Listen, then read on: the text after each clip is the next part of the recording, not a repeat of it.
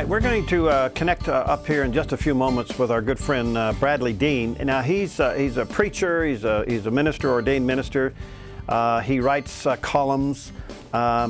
He's a heavy metal drummer, and we've had him on before, and I'm delighted to have him back with us again today. He also is a radio host, Sons of Liberty Radio. And recently he's had a couple of experiences since the last time we had him on. Bradlee, did you get one call? I'll come get you. Yeah, no, we're good. We just did a bunch of tea parties out in Florida, and we were asked by the American Club in Boca Raton, Florida, to come and do their speaking. So I took it up, and once we got there, it seemed to explode a little bit, and we didn't know why, because we were there, Perry, on advertisement for 3 weeks prior to us coming there, so they had plenty of time to vet us. And then once I got in there, I found out that for a week prior to me showing up, they had posters plastered everywhere, and they were also announcing me on the morning announcements for a week, so there was absolutely no excuse as to why the event was shut down. Well, what happened? Well, we got there. Once I showed up, I had an effeminate teacher come up and basically tell the students that they couldn't have me speaking there. The principal shows up and said, "Bradlee, we haven't properly vetted you."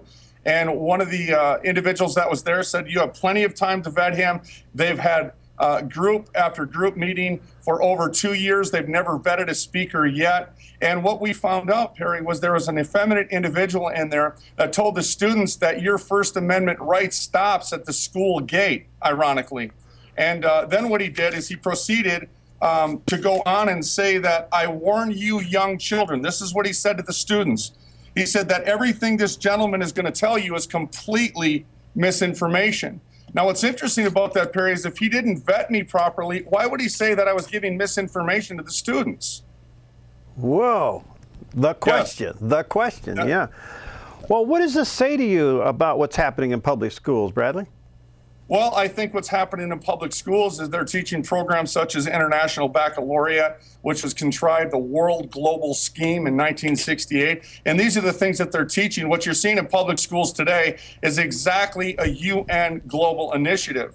They're also teaching No Child Left Behind, which is leveling the playing field. They're teaching students to shoot for the floor rather than for the stars. I think the writing's on the wall. I think our students have been subjected to everything and protected from nothing. And it's time that we Americans stand up for our posterity, for after all, they are our children. And Jesus said wisdom is justified by her children. And I always tell the older generation, Perry, how do you like your reflection? Yeah. We can't complain about what we tolerate. Let's get in there and fight for them. And that's exactly what we're doing. All right. Now, I want to come back to that, but I have found dealing with the subject of education at times is almost no win, because there are some teachers and administrators, even Christian teachers and administrators, trying to change things, but it seems like they're just swimming upstream. They are overwhelmed by the other stuff, and therefore the baby sometimes gets thrown out with the bathwater. That's exactly right. When we do high school assemblies, I'll talk about the issue of No Child Left Behind or International Baccalaureate, and I'll look back at the teachers. They're all nodding at me, agreeing with what I'm saying. So I think what they need is a guy like me to come in and stir it up and bring it to the attention of the parents. And again, that's exactly what we're doing. The parents, the American people need to realize what's going on in public schools. And as you've said, and if I can clarify, it's always one or two teachers that cause the problems. It's not the majority of the students. It's the one or two teachers that can continuously try to throw everything up on its head. And that's what I'm dealing with right now. And Liberty Counsel's actually taken this case up just to clarify the situation. And they are now dealing with this teacher and this administration, saying that you will have Bradlee Dean back on your campus. So we're looking for another date, Perry. We're going to fly back in. If it's tomorrow, we'll fly back in tomorrow so I can do my event. Well, that's remarkable that you could get back in there. So what happens in an action like this? What do? They single out one teacher and set him aside and say, hey, wait a minute, you're wrong? Or how's this handled? Well, I think that, the teacher singled himself out. So if we can clarify, he did. He singled himself out because what he did is he thought it would be really cute to violate Article 1 of the Bill of Rights. And when he did that, we had everything on film, Perry. My wife was filming everything. And once this teacher started to talk, I said, just listen to him, everybody. And as they say, if you give him enough rope, well, that's exactly what he did. He said what he said, and I think what he did is he condemned himself, and we'll see in the next couple days here as to what the outcome's going to be. But we are going back to Boca Raton. All right, now, but did you say the principal got involved in this too? Yeah, I think he came into it blindsided. I cannot say for sure, but he just said, Bradlee, we have not vetted you properly. And then once he started to listen to this effeminate teacher speak, he started to realize, wait a second, this teacher shouldn't be saying the things that he's saying. And I think he realized at that point that that teacher, the effeminate teacher, knew exactly what he was doing or trying to do at that particular point. So how did the student body react to you getting booted off? As always, once they see the teachers tell them they can't do something, our crowds begin to swell. And what I did, Perry, is I took the crowd and I took them right outside of the fence of the school property, and I gave the message regardless. Now, if everybody could keep this in perspective, I'm not rebelling. This teacher, this administration was rebelling against Article 1 of the Bill of Rights. I simply exercised my First Amendment right. We went across the fence right outside the schoolyard, and I gave my message regardless. And the outcome is, as usual, outstanding. It really is, because the students didn't know for the most part where they came from. So therefore, now they know where they're going once they do have a knowledge of where they came from. All right, now your message, Bradlee, I know you've shared it with us before, but for those who are maybe seeing you and hearing you for the first time, your message to students is a mixture of gospel, Christian history, Constitution. I mean, you go right on down the line. I mean, you give it all to them. Correct. Well, Woodrow Wilson rightly said, if you don't know where you came from, in essence, you don't know where you're going. And what I do is I begin to lay out a foundation from 1962. I'll share with the students all the way up until 1946 in Texas. You used to have to graduate Bible courses before you could graduate public schools in this country. Now 700,000 students across this country can't even read their own diplomas when graduating every year in this country. And William Bennett, the Secretary of Education under Ronald Reagan, rightly said, again, in essence, the longer kids stay in public school, the stupider they get. And what I'll do is I'll begin to show them the price paid for their freedom as I lay a foundation. John Adams, the second president of the United States, rightly said that our Constitution was made for a moral and a religious people. It's totally inadequate to the government of any other. I'll ask the students, for example, Perry, do you guys know the Constitution to the student body? They respond no, and they start to laugh about it. Mm-hmm. And I'll say to them, what's so funny? If you don't know your rights, you don't have any rights. And then the next thing I'll say to them is, now let me ask you guys something in this student population. What do you guys think of those that served in foreign wars? Well, they all have respect for it if they know what they were.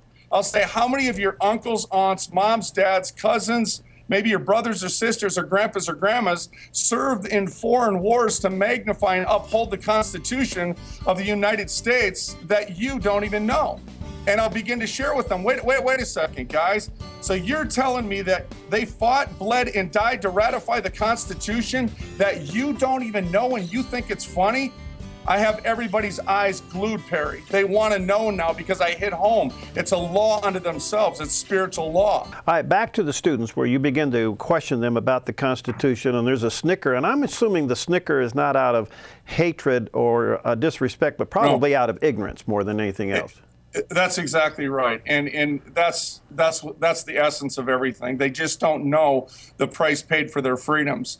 Again, as I said right before the break, I'll ask them the Constitution if they know what it says. They laugh about it. I'll say, if you don't know your rights, you don't have any rights. Then I'll begin to bring it to them, ask them if any of the relatives and their families have served in foreign wars to uphold the Constitution, and about 85% of the hands go up in the room.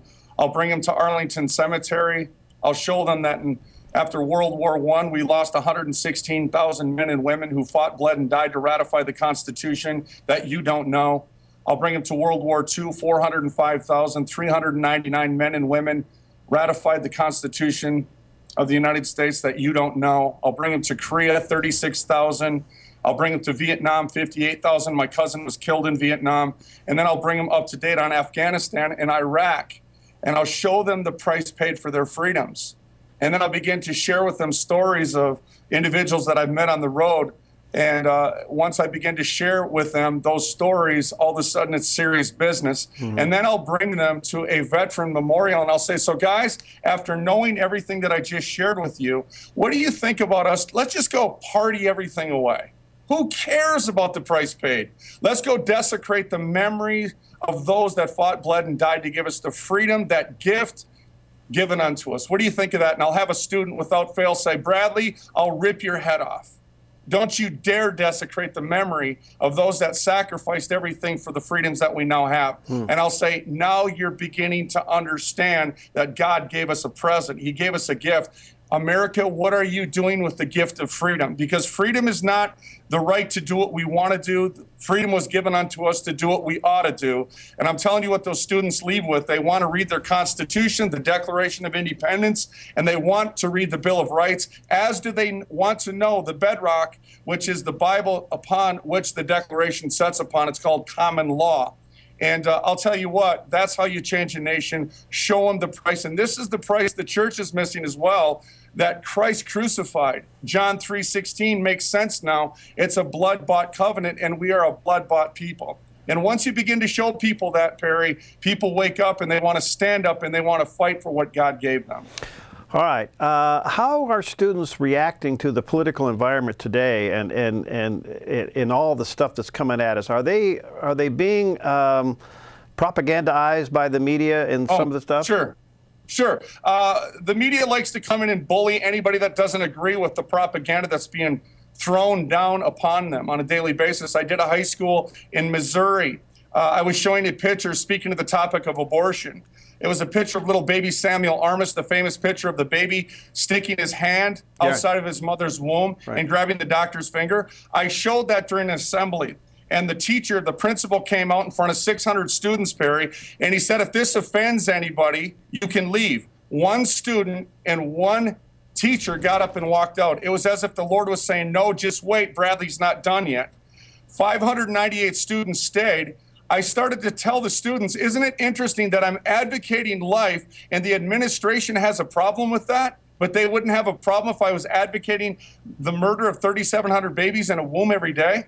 The principal heard that. He comes right back out. He stops the assembly and he says, there's an emergency at the school. He lied to the students. Perry, what happened is the students and the teachers stood up. They gave me a standing ovation, because it's completely backfiring on what they're trying to promulgate on the students today. The students are not for it. They're sick and tired of it. They're just trying to figure out why their pastors and their parents love them so much, yet it's 86% of the population that disagrees with what's going on in the education system that send their kids into public schools. All right, so you're using social issues and all the hot buttons that just have a tendency to really divide us, but you're using those as the vehicle to bring the gospel. At what point do you introduce Jesus into the equation? Well, my lifestyle, a preacher once rightly said, he said, preach the gospel, and if you have to, use words. So I'm not in there proselytizing anybody, but what I do is everything I'm saying, Jesus always spoke in the natural to teach them spiritual lessons. That's exactly what I'm doing. And that's all I have to do, Perry. It's just bring them back to 1962 and show them their history. Enough said. There is the gospel. I mean, every preamble, state preamble in our 50 states in our union start out acknowledging God. Moses is everywhere. God is everywhere. And that's all I do is point to our historical foundations, and they know exactly where I'm going. And the Bible says that they are to find their faith not in the wisdom of men's words, but in the power and in the demonstration of the Spirit of God, and so be it. Wonderful. Are you seeing a move with these young people? I mean, I know there's a hunger, but is there a move to rebel against the social nonsense? Well, I think what Obama's laying on, really, if he's emulating dictators, is what he's doing. He's going to the college students. And, of course, you know, the college students, they think they know everything when, in fact, they know nothing. A good portion of the American people believe that we're a democracy when, in fact, we're a republic. And when you go into the colleges, you deal with an ignorance that is just unfounded. It's incredible. I mean, I see more ignorance going on in the colleges than I do in the public schools. The students in public schools are more protected than the college students. But I believe that more than anything is if we get in the face of this generation, love on them, fight for them. As I said earlier, they're subjected to everything and protected from nothing. The students respond to those that are willing to fight for them. And what we're seeing is this administration is putting on the facade that they're fighting for them when in fact they're not. The guy that gets in trouble, he's the guy that's telling you the truth. And that's exactly what's happening here. All right. So is there a common question you get from high school students? No, but a lot of, I thank you for crossing the lines. Thank you for loving on me enough for doing what you're doing. And I think what they're looking for, again, and I think what they see is courage, God-given courage. We haven't been given the spirit of fear, but of power and of love and of a sound mind. I think that's what they're picking up on. And again, I think that while we're in public schools, the Spirit of God is doing a mighty work, and that's not religious talk with Bradlee Dean. He's doing a mighty work that they cannot deny. And when they leave, they want to know, well, what changed you? And a lot of times, Perry, students are allowed to ask me, so what changed you? And once they ask me what changed you, then I'll begin to tell them Jesus Christ saved me from my sins. So I do have doors open. But yes, students ask questions, and yes, they are rebelling against this propaganda that's being thrown on them. You know, I see a kind of this thing coming full circles. Now, I'm a 60s product, so I came up during the sex, drugs, and rock and roll and the Vietnam War and all of those things, and we rebelled against everything that was authoritative. Okay? Right, well, I think that, and then we created this mess that we're in, where all of a sudden right is wrong and wrong is right. Now here you are, full circle, 2 generations, 3 generations later, and they're rebelling against the nonsense because they know it's not true. They know it's not true. God gave them a conscience, and they know what's right and what's wrong. And these kids, these students discern like nobody's business. They know when they're being lied to. And I'll tell you what, when you put the tools of the truth in their heart, they're willing to stand up and fight for it. So they're not rebelling. They're simply obeying while they think they're rebelling. But they're rebelling for the right reasons this time, Perry. Yeah, I mean, what do they say? You can rebel by doing good. That's exactly what they're doing. Yeah. And I think if we can go full circle back to Boca Raton, the reason I want to go back, and I will go back into that school setting, it's not out of spite. It's to encourage the students to let them know that God is alive forevermore. And this is your school. And you can stand up and do what you will under the guise of who you are. You don't leave your faith at the door. I want to go back and I want to encourage the students that they can do the same thing because, again, they have the law on their side, Perry. Wow. So where is the case? I mean, you're saying you're going to go back. I mean, has the invitation been given, or are you thinking your attorneys are saying you will be re-invited? Well, Liberty Counsel right now is dealing with the school board and their attorneys, and they're demanding that Bradlee Dean comes back in a short amount of time here. So hopefully we'll be back within a week or 2 here. But they're demanding that they open the doors back up for us to come in because they violated Article 1. And Liberty Counsel came back and said, listen, if this does not happen, we are coming after you and we are going to sue you for what you've just done. All right. So where is the pushback? If we have a lot of teachers and even parents that like your message, why can't they push back within their own schools? Is it a union problem? Oh, they can. There's no question about it. As I said earlier, when I'm doing my program, the teachers are nodding. They're agreeing with me. Yeah, but why aren't they pushing back? Why aren't they saying to the administration, hey, we want this guy in here. You're out of line. I have no idea why. Because the majority of the American people, 9 out of 10 of the American people are saying the exact same thing that we are saying. And once the American people wake up to that fact, then it's going to be all over for what they're trying to promulgate. Wow. I just love your passion and what you're doing. And again, how people get a hold of you and support your ministry? If they could support my ministry by buying one of the My War series, that would be great. It's youcanruninternational.com, youcanruninternational.com. And we also do a radio program 6 days a week here out of the state of Minnesota, which is sonsoflibertyradio.com, sonsoflibertyradio.com. Yeah, let me encourage folks and to pray for you. You're within weeks away of going back in there, and God give you just tremendous results and fruit.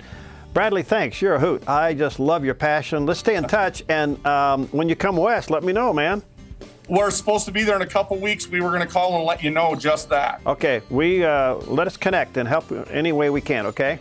Sounds good. Thank you, and God bless. You too, pal. See you later. All right, Bradlee Dean with us today. Again, youcanruninternational.com. Check it out and check his books out. I love the passion, and hopefully you do too. We'll see you next time on Focus Today.